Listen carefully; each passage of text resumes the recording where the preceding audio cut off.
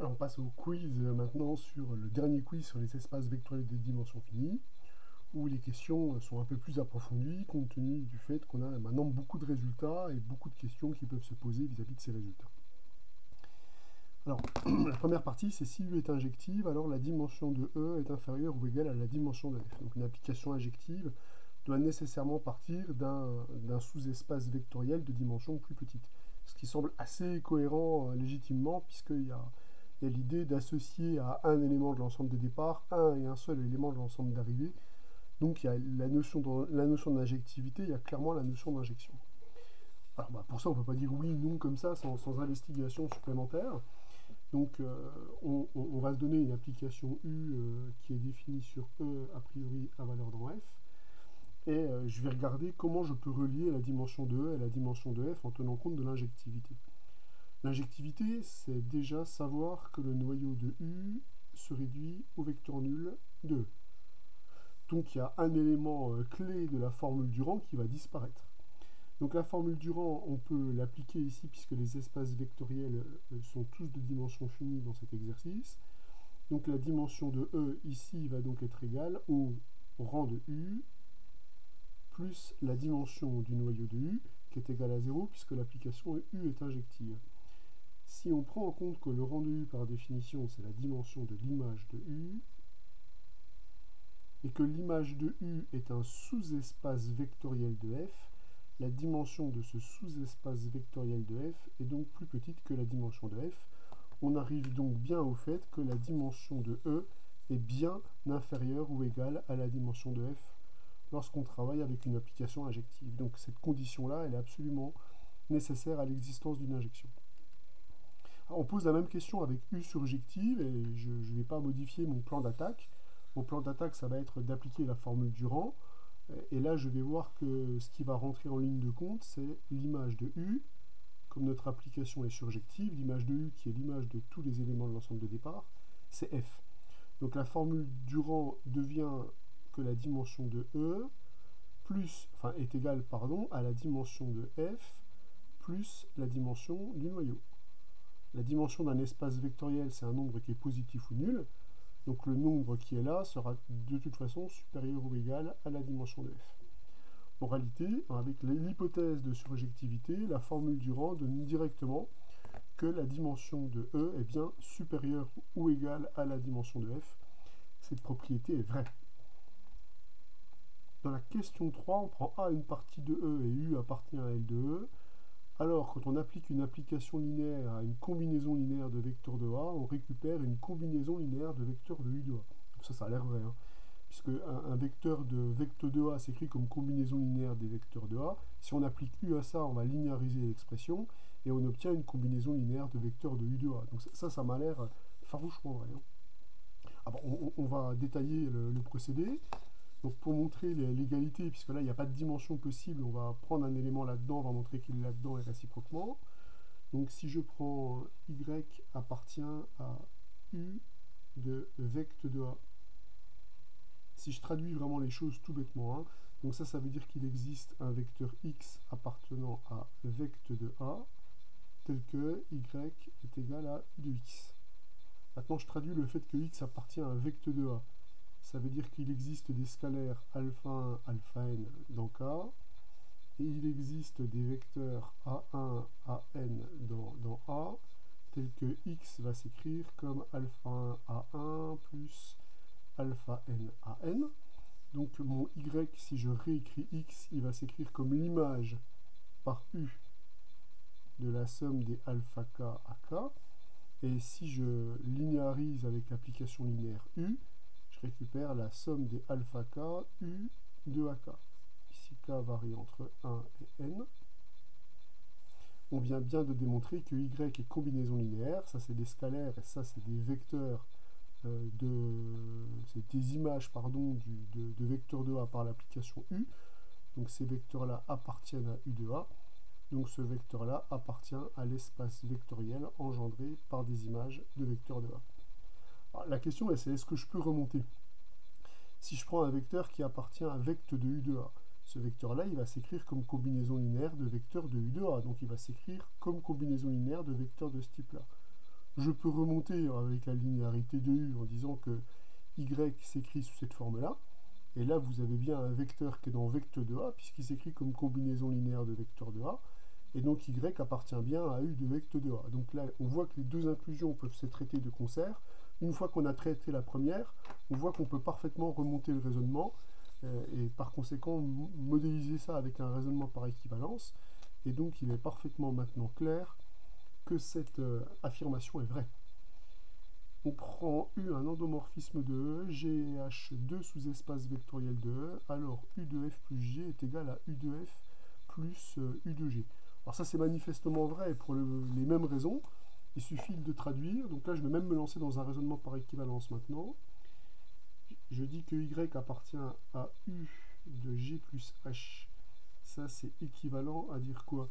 C'est équivalent à dire qu'il existe donc un vecteur X appartenant à G plus H, tel que Y s'écrit sous la forme U de X.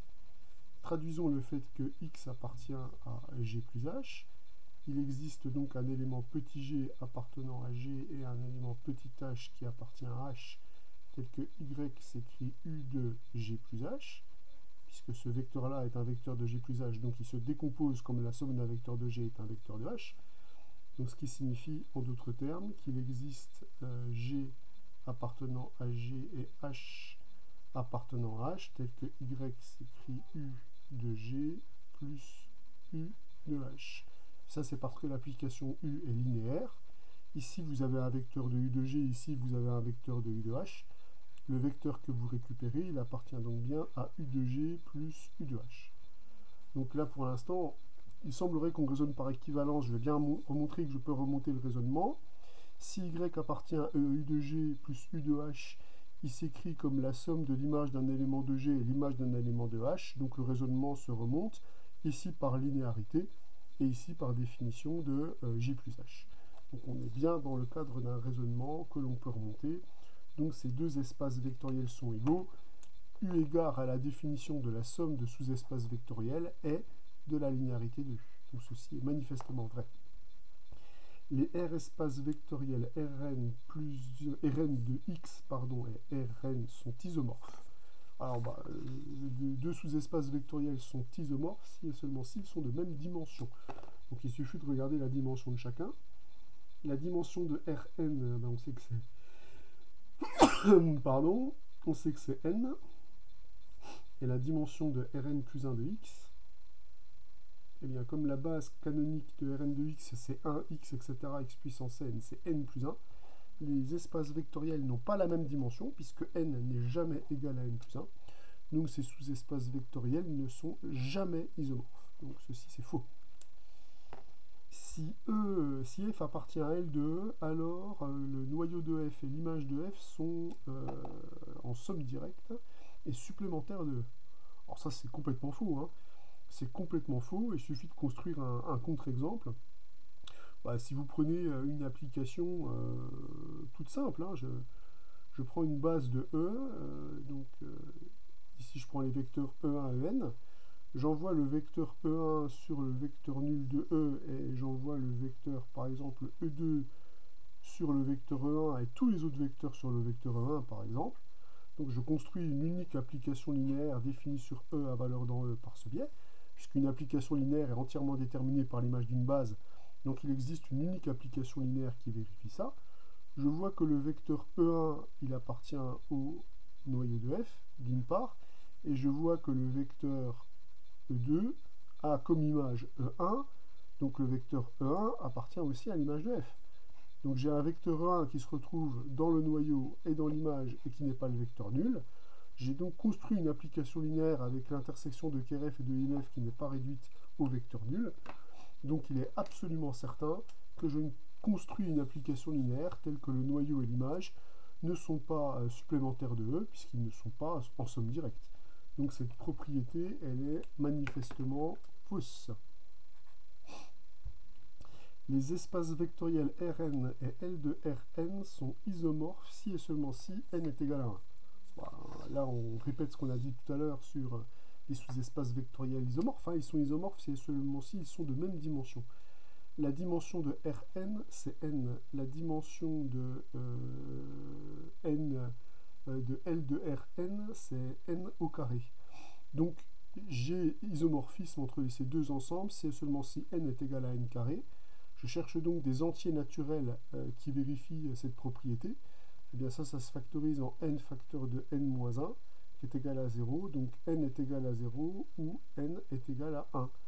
Donc a priori, il y a deux valeurs de n qui sont possibles, puisque l'espace vectoriel L0, L de 0, bah, c'est l'espace vectoriel nul, et R0, c'est l'espace, lui, n'est défini que pour n supérieur ou égal à 1. Donc la réponse est que c'est bien n égale 1, puisque pour n égale 0, l'espace vectoriel Rn n'a aucun sens. Donc il faut résoudre cette équation évidemment dans n étoile, il faut que le contexte soit possible. Donc cette propriété est manifestement vraie. Puisque, je le répète, n égale 0, Rn n'est pas défini pour n égale 0, on a défini un produit cartésien qu'avec au moins un entier naturel non nul. Ensuite, il existe une application de L de R2 telle que le noyau de F est égal à l'image de F. Alors ça me paraît pas très difficile à construire. Définir une application linéaire, c'est donner l'image d'une base. Donc je vais donner l'image d'une base. Je vais envoyer E1 sur le vecteur nul et E2 sur E1. Je considère cette application-là. Je peux dire que l'image de F, c'est l'espace vectoriel engendré par l'image d'une base. Donc c'est l'espace vectoriel engendré par le vecteur nul et par E1. C'est donc la droite vectorielle engendrée par E1. Donc j'obtiens que pour cette application F ainsi construite, l'image est de dimension 1, puisqu'elle est engendrée par un unique vecteur de la base de l'espace vectoriel R2, où j'ai pris la base canonique. Donc le noyau, il est aussi de dimension 1, en vertu de la formule du rang, parce que la formule du rang, elle nous dit que la dimension de R2, c'est le rang de F qui vaut 1, plus la dimension de Keref. Donc la dimension de Keref, c'est 2 moins 1, c'est 1. Or, j'ai déjà un vecteur dans le noyau de F. Donc ça veut dire que la famille E1 est une famille libre du noyau de F. Elle possède un seul vecteur dans un espace de dimension 1. C'est donc une base de Keref. Donc je viens de démontrer que Keref c'est vecteur de 1, que IMF c'est vecteur de 1. On vient donc bien de démontrer qu'on a trouvé une application dans L de R2 qui vérifie cette propriété. Alors dans L de R3, ça ne sera pas possible. Et c'est une conséquence de la formule du rang, puisque comme la dimension de R3 est égale à la dimension du noyau plus la dimension de l'image, si ces deux espaces vectoriels sont égaux, on obtiendrait que R3, la dimension de R3, c'est 2 fois, par exemple, le rang de F. Ce qui n'est pas possible, puisque le rang de F serait égal à 2 tiers, ce qui est contradictoire avec le fait que le rang, c'est un entier. Il existe un endomorphisme de R3 tel que F2 est différent de 0 et F3 est égal à 0. Alors ça me paraît complètement vrai. Ça me paraît complètement vrai. Et on va le démontrer fort simplement. Pareil, hein, il faut travailler sur l'image d'une base. Donc je vais appeler E1, E2, E3 la base canonique de R3 ou une base quelconque de R3. Et je dois construire une application linéaire F. Je sais que pour ça, il suffit de se donner l'image d'une base. Donc je veux une base telle que je récupère F2 non nul et F3 différent de 0.